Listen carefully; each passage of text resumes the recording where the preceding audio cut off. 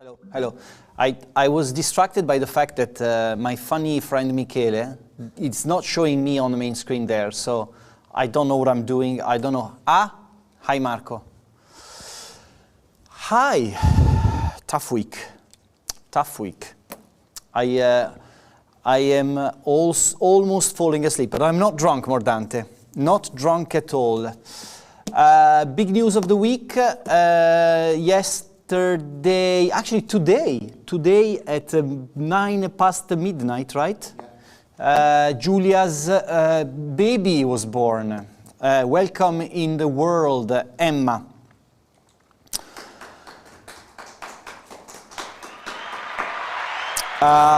Also, welcome back, Adriana. Just, she's back from the maternity leave, so hopefully it's like sliding doors.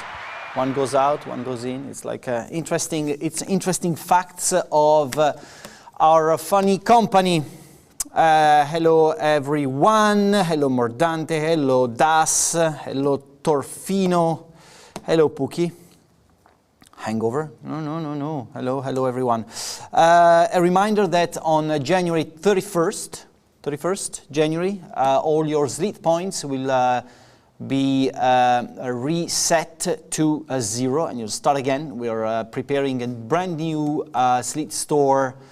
I've seen files being shared, ideas being shared, but to be very honest, I know nothing at all about it yet. So I can't tell you how it's going to be set up. Do we have our guest? Do we have our guest? Yes. So I call the trailer first, right? I know stuff. I need to cheer up myself. And we'll come to the elephants and the rooms later. But before we get to that, I want to give you big updates on one of the most anticipated games we've got next year. No, not Broken Arrow, but a really cool one. I have a guest today, and before I come to the guest, I will show you a little trailer that's for Headquarters World War II.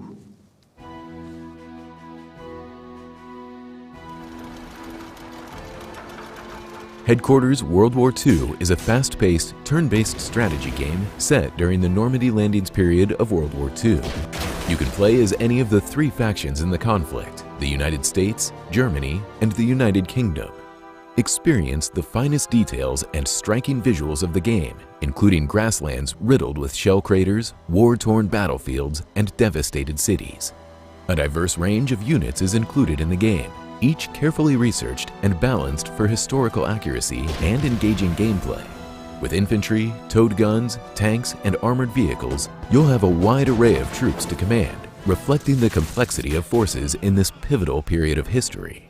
Challenge your tactical skills with a combat system that is easy to learn but hard to master. Pay attention to terrain elevation. Use destroyed vehicles, fences, and large objects to your advantage as cover, and destroy buildings to flush out your enemies. Flank the enemy armored units to attack them where their armor is the weakest. Land a crushing hit against their side or back armor, capitalizing on their exposed position. Don't forget to upgrade or change your units between battles, level them up, and assign heroes to grant unique abilities. Each unit has a crew, and losing different members during a battle results in different penalties. For example, losing the gunner means you'll have fewer attacks, and losing your driver means you'll have to deal with reduced mobility. Harness your HQ skills, such as calling for artillery or aviation support, and leverage officer skills to improve your combat tactics. Ready to test your skills? Beyond the captivating campaigns, you can engage in skirmishes on 6 diverse maps or explore a multitude of user-generated maps. Creating your maps is a breeze, whether you use the straightforward random map generation tool or the more sophisticated editor tool. For added creativity, combine both methods. Generate a random map, then fine-tune it in the editor. But that's not all. Headquarters World War II supports multiplayer battles for up to 4 players, offering real-time connections or the option to use Slitherine's Combat HQ system. Still not enough? Utilize the editor tool to create your own skirmish or multiplayer maps and share them with the community for endless fun. Brace yourself. and join the fight.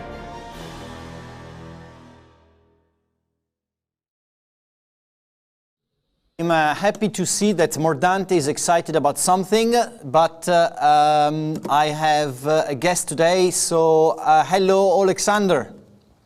Hello Marco, hello everyone, happy to be here. How are you? How's things in your corner of the world? Well, things are tough here, but we are all right. We keep going and we work hard to deliver the best game we can. Yeah, you have been working hard over. I think it's been about a year since we had you on a live stream, right? So Yeah, exactly. you have been working pretty hard on a number of things. Can you let us know, in general, what are the big improvements you added to the game and where you are in the development cycle? Although don't make any promise. Sure, that's the first thing any game dev learns. So basically, a year ago, we showed you a multiplayer match played by the dev team. So we had 4 people playing multiplayer, and we had some a shortened version of it shown a year ago. So as you could guess, the game was already in a pretty decent shape back then. But of course, there is always a room for improvement. So we were mostly focusing on further work on multiplayer. Just to make sure that all the features and everything works well. Another big chunk of work was working on editor tool and random map generation. With editor, it was really tricky because in most cases, developers just share the editor they use to create maps. But in our case, we are doing a separate editor for users only because we use Unreal Engine editor.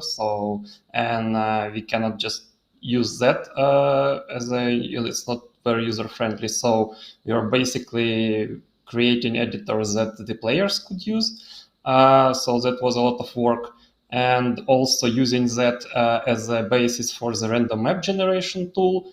So that was one of the big chunks. Those were big chunks of work. But of course, we also were polishing all 27 campaign maps. So we have 3 campaigns, 9 maps in each. So just making sure everything was perfect. And also testing out skirmish and everything. So a lot of work over that year. So that's just a quick roundup of our progress. But there is, of course, a lot more to tell. I just don't want to be going on for hours. No, absolutely. And one of the questions, the most important question, Alexander, is are the pigs still in? Yeah, sure. So the pigs are saved. They were an endangered species at some point, but now they are, we made sure they survived, and now they are in good hands, and no worries about that. Good stuff.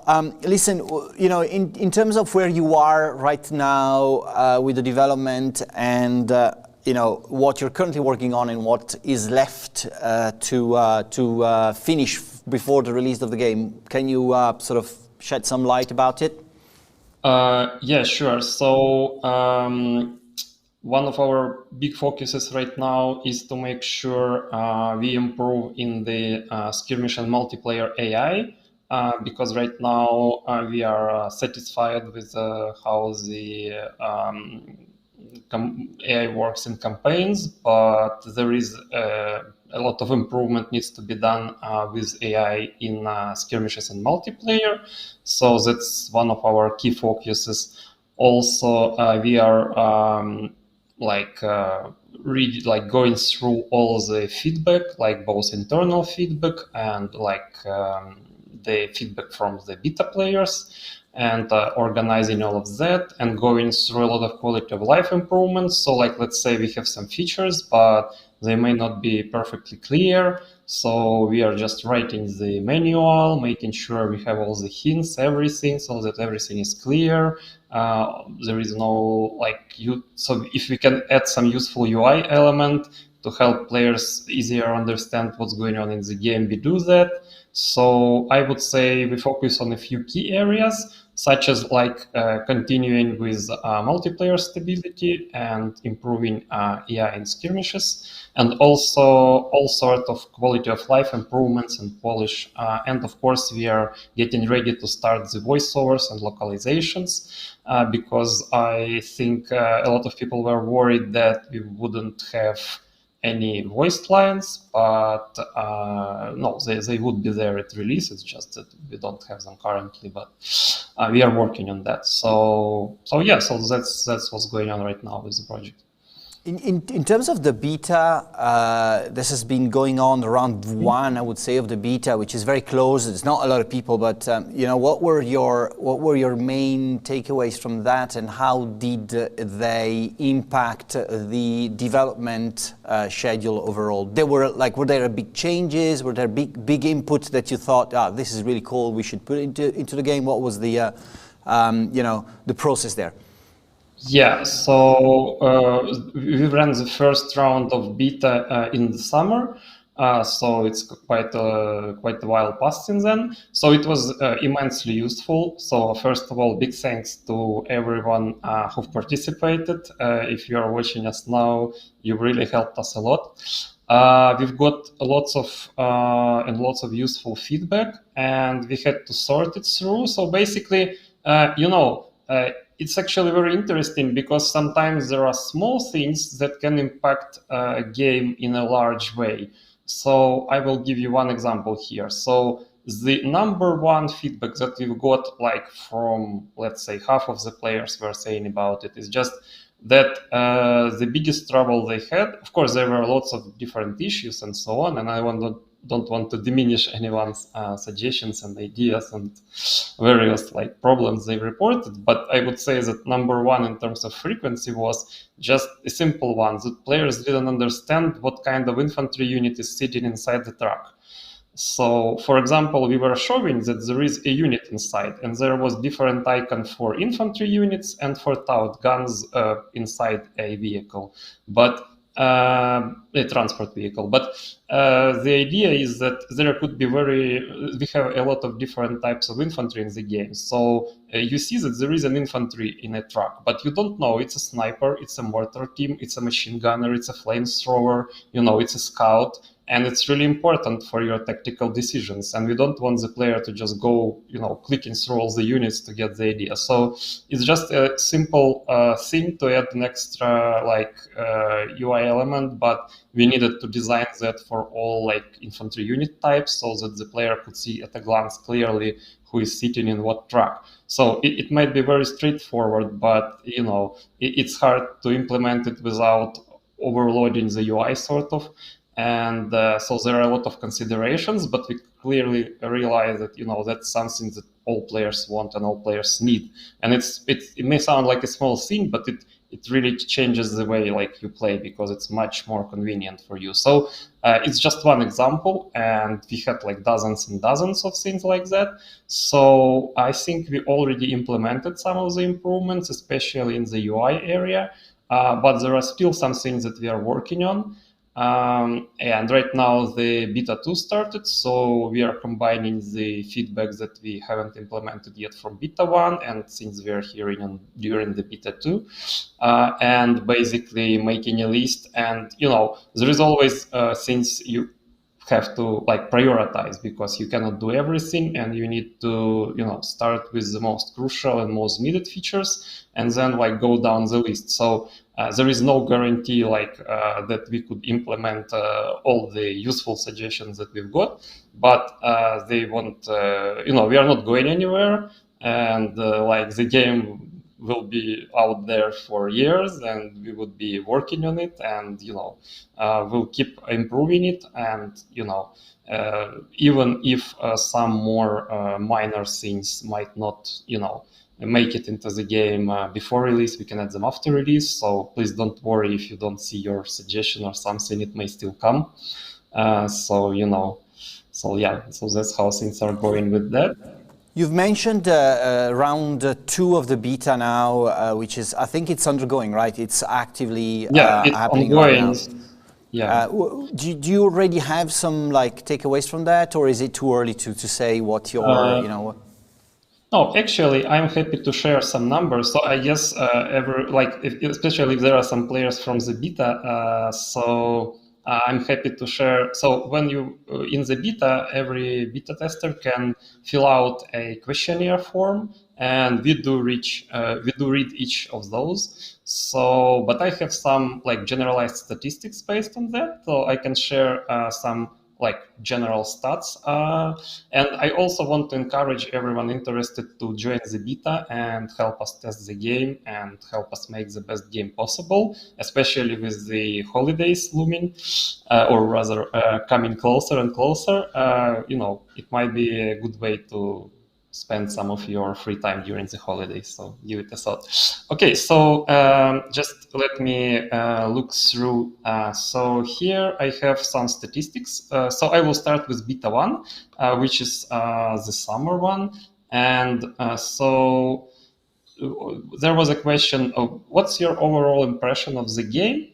And players could rate it like 1 to 5, from poor to awesome, basically. And so we had 10% saying that it's average, like 3 points, 52% saying that it's good, and 35% saying that it's awesome, like 4 and 5. So basically, I would say that like 85% of the players were quite happy with what they've seen. And did Beta 1 meet your expectations? It was 45% better than expected, 28% much better than expected, and 21% just as I expected. So only like 7% said that it was worse than they expected. And how did you find the technical state of the game during Beta 1? 28% very good, 59% good, and 10% decent, and 3.4% poor. So basically, the majority of the player, I would infer from that, were quite pleased with what they saw, but that doesn't mean they didn't have any suggestions or complaints or things they would like to improve. And this doesn't mean that we are like, oh, great, everyone are happy, let's just, sit back and relax and do nothing until release. So that's not where this is going. It's just very encouraging for the team to know that people are happy overall with the game, but they might have some, some things here and there they would like to change or improve on or help us make better. So that's very useful for our team, and it's very encouraging for us to see such, that, people are enjoying the game in general. So yeah, and for the ongoing beta, we don't have as many responses yet. So I encourage everyone who participates in the beta to fill out the questionnaire.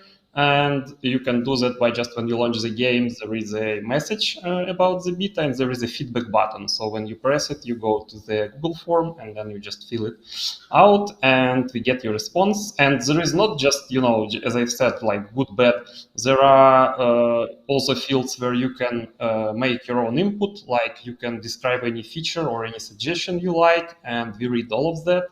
We have all of that on our lists and everything, so everything goes to us, and we study that very carefully. So for the ongoing beta, also we have what's your overall impression of the game, and there are some new people, so not only ones who played beta 1, but also some new players coming in. So 40% say it's 5, awesome, 30% saying it's good, 4 points, 20% saying it's average, and 10% saying it's below average. And did beta 2 meet your expectations? 50% better than expected, 30% much better than expected, and 10% just as expected, and 10% worse than expected. So while there are some people who are unhappy or had some issues or some technical problems probably, but they are in the minority, and we are working to solve the problems they mentioned. So hopefully we'd have even higher percentage at release. So, Alexander, I think that you're approaching to sort of the last the last mile, this famous 10% last 10% of game development that is usually taking 90% of the stress. So what is it that you're planning for next year? Can you give us an idea of when you think that the game around, just a ballpark idea of when the game will release, or do you want to sort of save your judgment for that? No, we are quite confident that there is not so much work left to be done before release. Of course, we wouldn't stop supporting the game after release, so our work would continue. But right now, we are working to round up all the new features or improvements or things we are doing. So, and after that, we would just focus on bug fixing, polishing, and as we are joking internally, when you add some new feature, you create new bugs.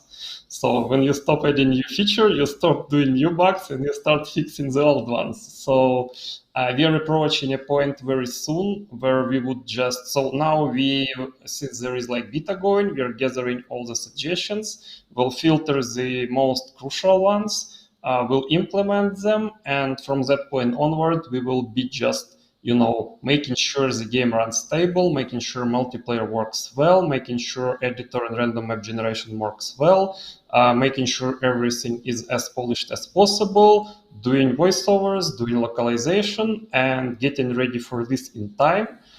So, I wouldn't be taking your bread, Marco, and announcing the release date today. So I will leave it to probably one of the next broadcasts for you. But I'm pretty confident that the game can be released within very reasonable amount of time. So there is not so long. Your list of things left to do is not short. So but it's definitely in the area of the finishing stuff. So it's for sure something that we're looking forward to see more news about in the coming weeks. To answer Yulyug question, yes, campaign design is over, it's done, it's been testing for a while now. So Yulyug, if you want to join the beta, do so. Just subscribe to the beta on slitherine.com/beta. And anyone else who is interested, we're waiting on you and your feedback. Alexander. Yes, sorry, Marco, just one more thing about the beta. So I would really want to encourage everyone to play more multiplayer and to give us more feedback on multiplayer. And, sometimes I also could play multiplayer. So if you want to play with me or with someone else from the dev team, there is a chance of that happening. So join the beta, join our Discord. And if you're not afraid to play against the devs, who had definitely much more time to learn the game, that's also a possibility. So keep that in mind. We can circulate an email asking the devs to let you win. That's a possibility. If you ask Marco very nicely, he might do that. Alexander, I've got a question from Mordante, who's I take the opportunity. Mordante is not asking stuff about Field of Glory, which is a big luxury for me. Do the squads have names, or are they generic? You mean like individual units, right? Yes. So since it's a low tactical level, so we cannot say it's 23rd Division, because it's literally a small scout squad. So it's a section or something. So those are usually not named. So of course, when we are designing the campaign plan, we are usually following the path of a given division or something in general, just to keep things historical and follow the logic of the events. But in the actual game, especially when you play skirmish or multiplayer, your tank is one tank. So if we were to do that, your whole army or your whole force would be one unit, because historically larger units were named, and in headquarters you control tactical level battles where you fight for an outskirt of a village or something, taking over a bridge. So your tank is one tank, your scout squad is just 5 scouts going to do some recon. So that's why they don't have names, but technically, you could change your unit's camouflage, you can rename units, you can customize units. So you can change the name of a unit and name it in any way you like, basically. So. Alrighty, we'll probably organize a dedicated question and answer in the future because there's quite a lot of stuff in the chat, and it would make a lot of sense for anyone who's interested, maybe pulling in some people from the Discord as well to come in and or give feedback from the beta as well. So in the meantime, thanks for joining us, Alexander. It's been great talking to you, and well, good luck with the rest of the development, and we look forward to seeing more in the very near future, I say. So keep some surprises up your sleeve for the moment. Sure. Good holidays to everyone. Happy to be here and enjoy the games you play. Cheers. Thanks, Alexander. Where am I looking? Here. Thanks, Alexander. I have been following headquarters since very beginning, design phases, and since it was like the question was, is this Battle Academy or is this a new game or whatever? And I can see it developing into a really cool product that will blow your minds up. I think the idea of making a game, a turn-based strategy game of this level, of this quality, that's also looking stunningly good, is going to help a lot of people approach a genre that maybe scares some of the less used players for war games and such. So. Thanks for joining us, Alexander. It's been great to have you. We've got a number of other topics for you guys, and I wanted to make sure that I also thank the chat for not mentioning French tanks for the first time in 6 months. Or did anyone mention French tanks? I hope not. So. Final Blitzkrieg scheduled for December not until January. Planet Brain 73, we're not planning to do it until January, but it's going to be one of the very first releases of 2024. So watch out for that. With surprise on Blitzkrieg, definitely. Okay, so we're talking about sexiness of British tanks, and I will not be commenting on that. There was a mention of French tanks. Of course there was a mention of French tanks. You guys are... Oh, what a patience. Panzer Corps 2, you guys know that we've just released the 1946 campaign. Thank you for supporting it. It's been going very well. Very happy about the results there. I mean, there were like doubts, is a fictional campaign going to work or not? You guys have got, I've given a huge yes to that question. It's been very successful. So thanks for giving us a support on that. Also, a big surprise on that. There will be a 1947 free scenario released before the start of the Christmas sale. This scenario called Escape to New York. There will be one of the biggest, if not the biggest, single scenario ever released for Panzer Corps 2. The map size is over 2,000 hexes. There will be over 500 units participating in the scenario. It's going to be huge and massive. So guys, and it's going to be free to play. So make sure that you take full advantage of this. This is sort of your last big Christmas holiday gift from Kerensky and the development team of Panzer Corps 2. I think it's going to be something that we're going to stream massively as well, because it's really cool to watch. 1946 has mixed reviews on Steam. Do you still consider it a success? Yes, I do. Usually DLCs are a different kettle of fish in terms of how they are reviewed by players. So sometimes, the actual reviews of a DLC are not really matching the commercial success or whatever. Basically what happens on Steam is that there is a sort of some sort of one-to-one correlation to your reviews and product success and all that kind of stuff. It works, we've got algorithms to sort of figure that out. On DLCs, the number of people leaving reviews are minimal, and sometimes, and they're focused on, of course, the negative, because they want to give their contribution, a critical contribution to the game, because they're true fans if they get DLC. So it's a different type of feedback. So I'd say that sales-wise and feedback-wise, we're very, very happy about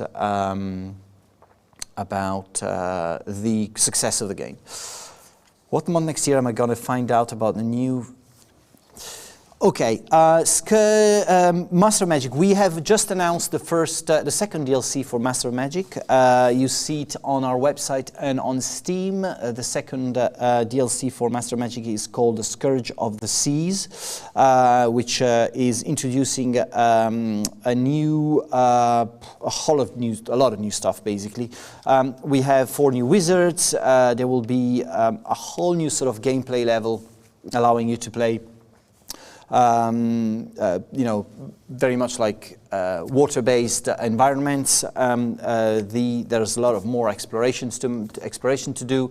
You have this is sort of the type of DLC that really adds a lot of gameplay to the experience, and I'm very happy that we can. The Muha Games have been developing something that goes far beyond the the usual, like, hey, here's more content and such. It's like adding a lot more gameplay to the Master of Magic experience, and Scourge of the Seas is going to release in Q1 next year, so hopefully in around February, March time, and we're starting to roll out the news and all the information about this, and we'll drip feed all this through development diaries and product updates in the coming weeks and months. So stay tuned on that.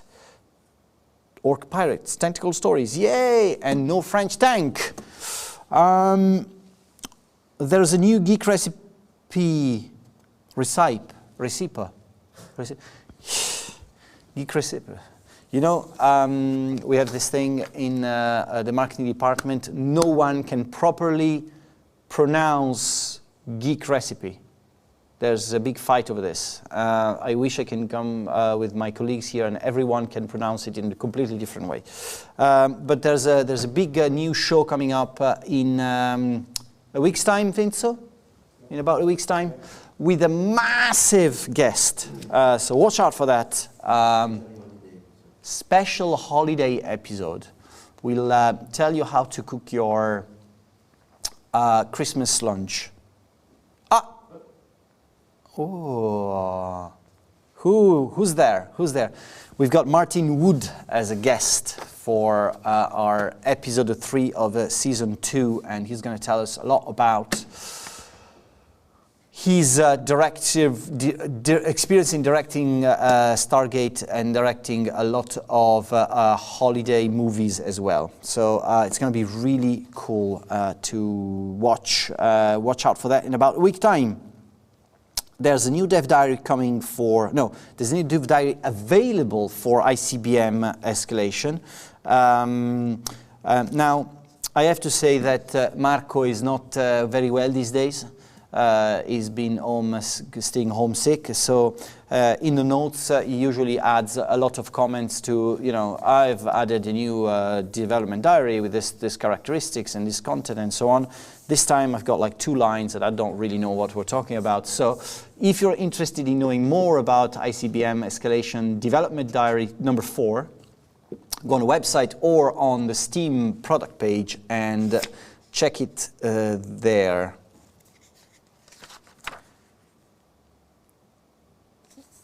The CW module for Final Blitzkrieg? Mordante. You don't ask questions. Marco is the Grinch that stole Fog 2 information. I like to being the Grinch. I'm the Grinch with my kids, so why not being the Grinch to you too? How many spoils has Marco gifted us today? I'm keeping my mouth shut today because I'm making more damage than anything else. Last week there was no tea time.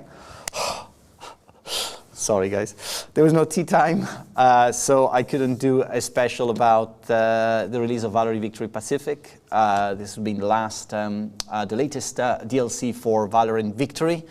Look at this sexy artwork. I just love it so much. It's really, really cool. Big props to Admi Real, who's the Argentinian artist who's doing all these wonderful backgrounds for Valorant Victory. I just love them. He's really, really good. But anyway, Valorant Victory Pacific released lots of new stuff, of course, because this is the first time we sort of leave the European theaters with Valorant Victory. So all new units, all new scenarios, a lot of content, a lot of new stuff to play with.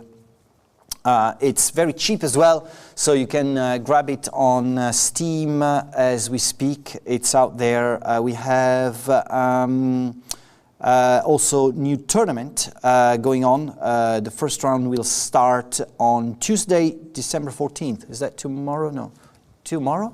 It's today. Today. So just is it still available? Can people still subscribe to the tournament or not? Inso is checking. You have to think this is the scene. I love it. It's like in here it's like freezing cold. It's like really, really cold because there's no heating inside. So beyond the cameras, there's Enzo. Enzo has like a coat, a scarf, a hat, and he's looking at me like he's like Santa Claus. No, it's already started. It's already started. So the Valorant Victory Tournament, if you want the Valorant Victory Tournament, wait for the next one. Also, we're doing a big live Christmas show on Twitch on December 23rd. So big props to Yogdog, Hexaboo, Sergeant Z-Dog, Das Tactic, and Richard York, who will help us do this Christmas jingle jam Twitch live stream where we're going to play Gladius, and we're also going to give away a lot of Steam keys for Gladius DLCs, so don't miss that. And on Yogdog on the 25th. But you have to Yogdog special live streams. Yogdog special live streams are here. Hello Yogdog, how are you? Yogdog is playing basically every day from now until the new year.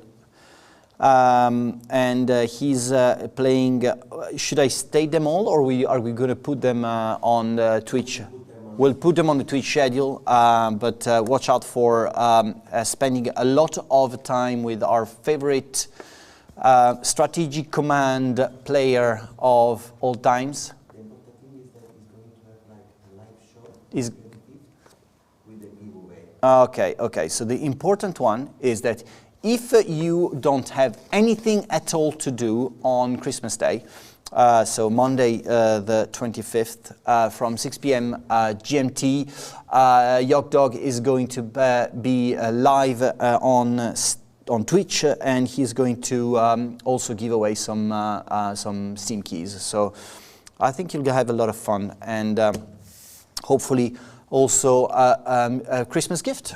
Who knows? That can happen as well.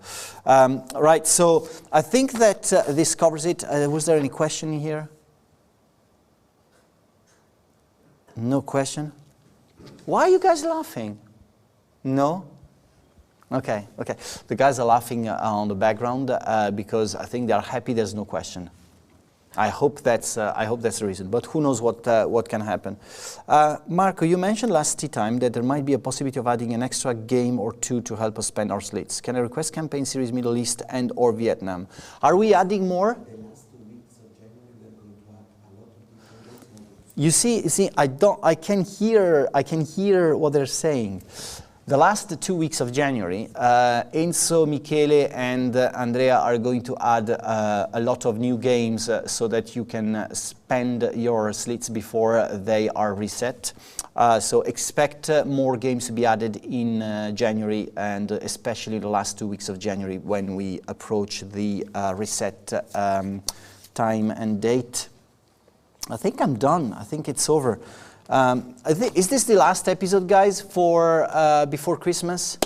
I think this is the last episode. Next week, we're all going to be massively drunk, or actually on Thursday next week is one of my son's Christmas recital, so I won't be recital, so I won't be around. But this is my opportunity to wish to everyone a massively good Christmas.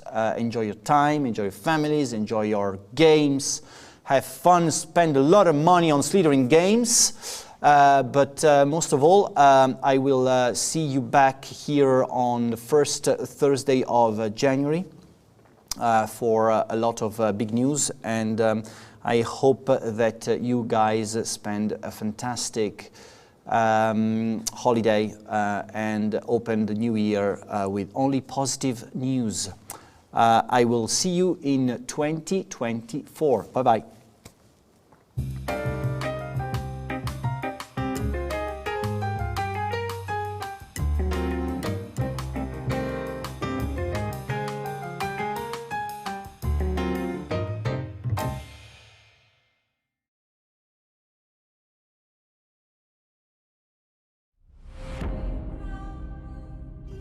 The attraction towards new experiences is powerful. Alienware gear isn't made to resist that pull.